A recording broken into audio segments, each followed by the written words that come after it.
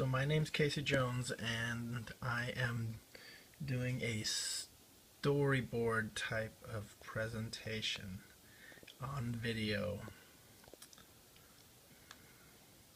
Can life start over at 40? So our hero, he's begins the movie by looking through a photo album and reminiscing about some of the things in his past. Like when he was younger, he was a excellent athlete. Baseball, football, whatever he played, he seemed to do very good at it.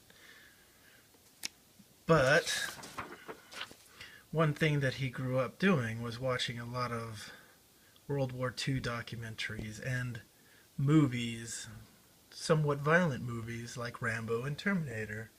Those movies shaped sort of who he wanted to become when he was an adult in life. And one thing he ended up doing before he started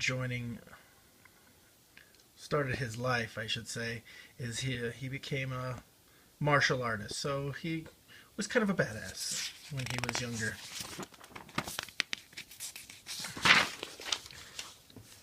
Dang it, I keep losing him. Anyways, so he, after high school and a little bit of goofing off, he decided to go and join the army. And he did a lot of different things in the army, some of which were very dangerous, including volunteering to go to Bosnia in the early 90s. So he spent some time over there during the policing actions. But after the army, he decided to go to school, and so he left the army and went to a community college back in his hometown. While going to college and completing it, he, within a year, 9/11 happens, and he decided to go ahead and re-enlist into the reserves, because one of his things is that by his virtuous ethics, he took it upon himself to help the other soldiers that would be going over to those places, since he'd had quite a bit of experience in wars already. So going into Iraq, he always went into the front lines where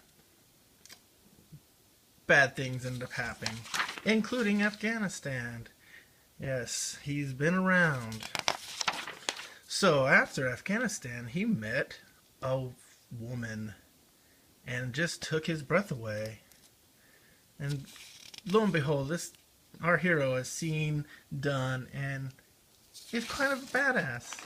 So falls in love, marries, ends up having children with this woman, and she ends up beating the crap out of him, and not very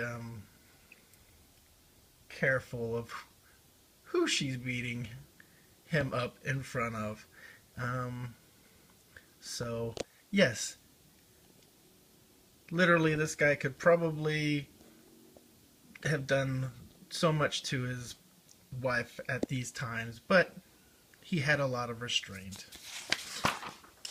And so we get to the part where the lawyers get involved and custody arrangements and who's getting what and all that kind of stuff. And this time, our hero is an abused man, and not necessarily knowing it, and getting taken advantage not only by the ex, but also lawyers. Isn't that fun?